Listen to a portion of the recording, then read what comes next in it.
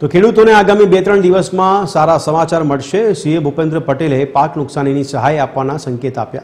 મુખ્યમંત્રી ભૂપેન્દ્ર પટેલે જૂનાગઢના પ્રાણીધ્રાની મુલાકાત લીધી હતી। કમોસમી વરસાદને લઈને થયેલા પાક નુકસાની અંગે તાગ મેળવ્યો। તો મુખ્યમંત્રીએ પાણીધ્રા ગામે ખેડૂતો સાથે સીધી વાતચીત કરી। મુખ્યમંત્રીએ ખેડૂતોને સહાય આપવાનું આશ્વાસન આપ્યું છે। ખેડૂતોએ હિંમત હારવાની જરૂર નથી તેવું સીએમએ જણાવ્યું। આગામી 2-3 દિવસમાં સહાય અંગે જાહેરાત કરીશું। मेहनत कई नानी थोड़ी मेहनत हो अंदर तो कोई ने लगतु हो तो जे खरेखर करे तो खबर पड़े।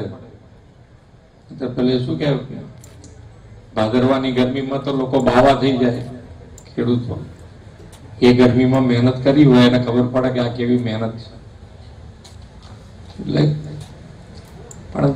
है परिस्थिति एमां थी बहार निकळवा माटेनो आपणे बधो प्रयत्न करवानुं छे। एमां सरकारे बधुं जोई लीधुं छे।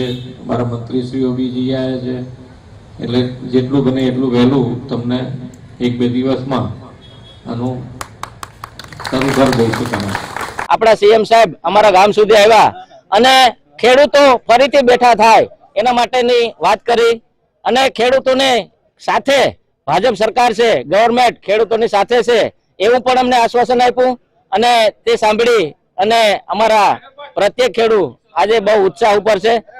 साहेबे जेम वचन आप्युं तेम के टूंक समयनी अंदर सर्वे बर्वे कई करवुं नथी, पंच रोज काम करी अने जे कांई गवर्नमेंट नक्की करशे ते टूंक समयमां ज प्रत्येक खेडूतना खातामां जमा थशे।